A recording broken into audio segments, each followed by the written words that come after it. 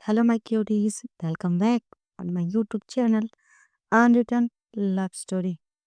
Scene की starting में हमें बैकी की आंटी मारिया हॉस्पिटल के पास खड़ी हैं। वो रो रही थी। बैकी की नानी बेड पर पड़ी हैं बेहोश। मॉनिटर से बीप की आवाज़ आ रही थी। आंटी मारिया रोते हुए बैकी से बोलती हैं, बेटा डॉक्टर पैसे के लिए बोल रहे हैं। ऑपरेशन में 50 लाख लगेंगे। हमारे पास तो 50,000 भी नहीं है। अब क्या करेंगे? बैकी थोड़ी परेशान होकर बोलती है, आंटी आप टेंशन मत लो, मुझे थोड़ा टाइम दो, मैं कुछ इंतज़ाम करती हूँ। मारिया बैकी की तरफ देखती है और बोलती है, टाइम? नानी के पास टाइम नहीं है। डॉक्टर ने कहा है हमें पैसे 48 घंटे में जमा करवाने हैं। तुम पैसे लेने गई थी ना अपने डैड से, क्या हुआ? ये सुनकर बैकी कुछ नहीं बोल पाती। तभी दरवाज़ा खुलता है। प्रीन अंदर आती है, एक सिंपल लेकिन एक्सपेंसिव सूट पहने हुए। वो काम दिखती है। उस हॉस्पिटल रूम में वो बिल्कुल अलग दिखती है। बैकी उसे देखकर फ्रीज हो जाती है। उसका खून ठंडा हो जाता है। मारिया बैकी की तरफ देखती है और बोलती है, कौन है ये? बैकी जल्दी से थोड़ा नर्वस वॉइस में कहती है, ये ये मेरी बॉस है आंटी। ये मेरी बॉस है आंटी, कंपनी कंपनी से। मैम मैम फ्रीन फ्रीन मारिया की तरफ पोलाइटली स्माइल करती है।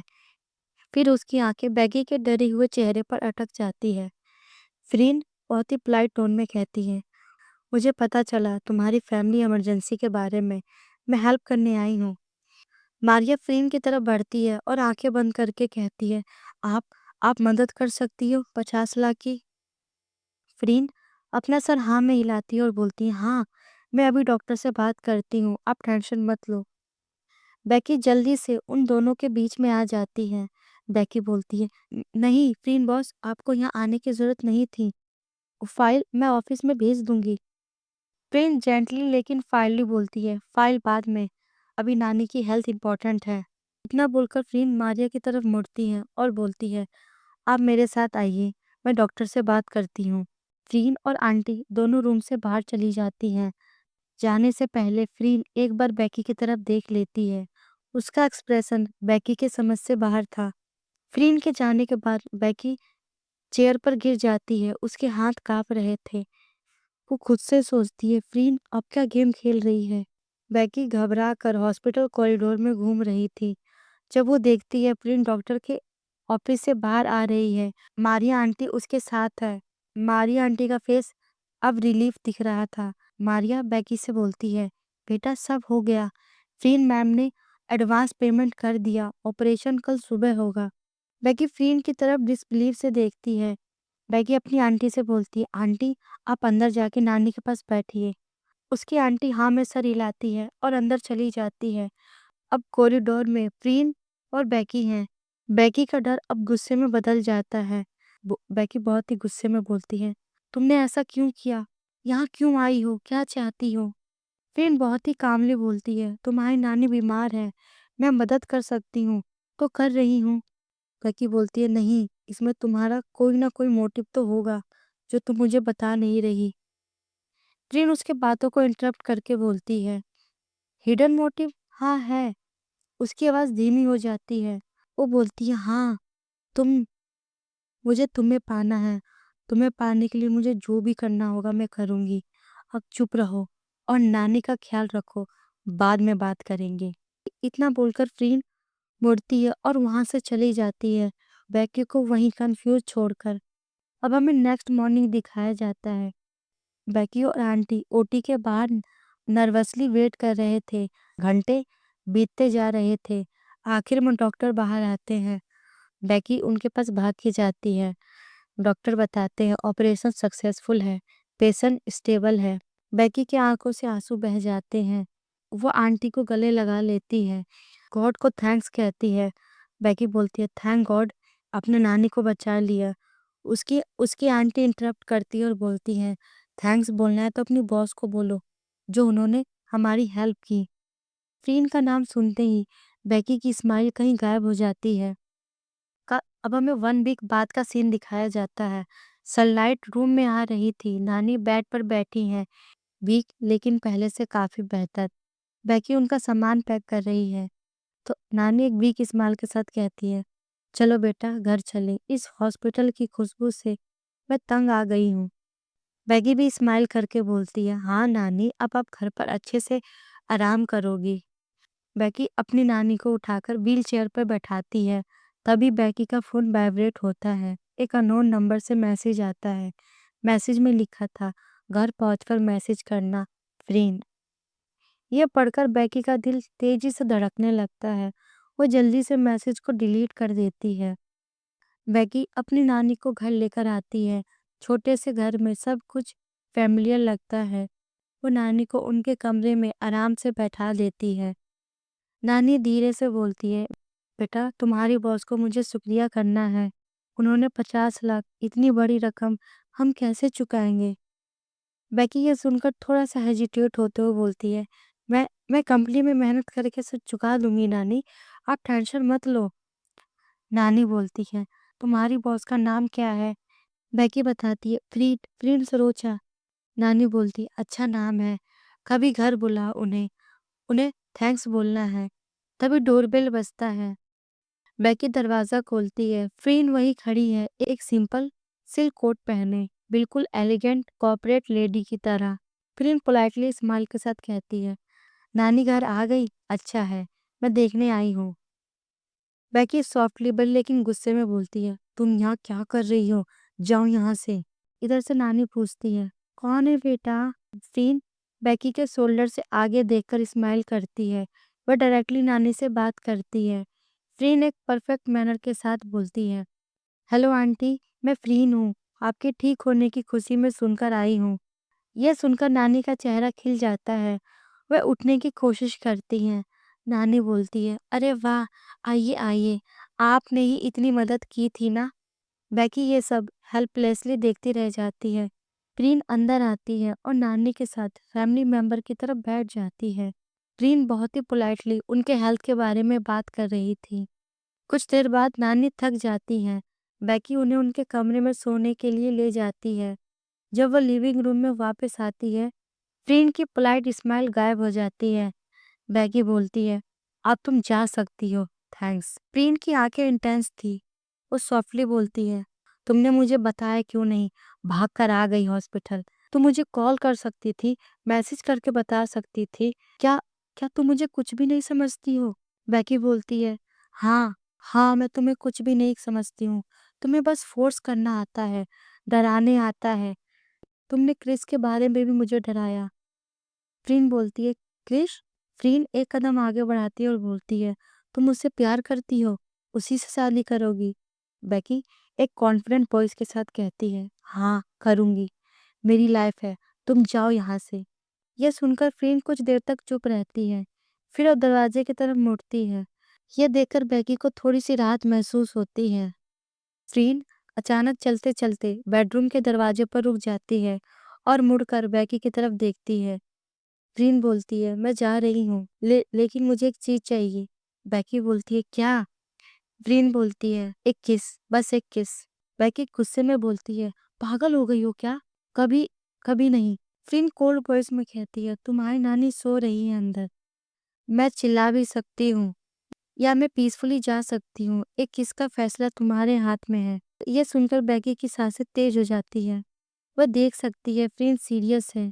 वह फंस गई है। आखिरकार बेकी फ्रीन की बात मान जाती है। वो अपनी आंखें बंद करती है और झटके से फ्रीन के गालों पे एक जल्दी से किस करती है और बोलती है, हो गया, अब जाओ यहाँ से। फ्रीन बेकी की तरफ देखती है और बोलती है, ये क्या था, मैं कोई छोटी बच्ची नहीं हूँ, मुझे लवर वाली किस चाहिए यहाँ। और फ्रीन अपने लिप्स की तरफ इशारा करती है। बेकी बोलती है, मुझे नहीं आता। फ्रीन बोलती है, ओके, कोई बात नहीं, मैं कर लेती हूँ। फिर फ्रीन बेकी के कमर पर हाथ रखती है और उसके लिप्स को अपने लिप्स पर लॉक करती है और एक डीप पैशनेट किस करती है। बेकी की सांसें तेज हो जाती हैं। उसकी आंखें अपने आप बंद हो जाती हैं। फ्रीन अपनी पूरी फीलिंग के साथ उसे किस करती है। कुछ देर बाद बेकी भी रिस्पॉन्स करती है। फ्रीन ये देखकर अपने मन में बहुत ही खुश होती है। करीब 10 मिनट बाद वो दोनों अलग होते हैं। फ्रीन के होठ पर एक छोटी सी स्माइल होती है। बेकी की सांसें तेज होती हैं।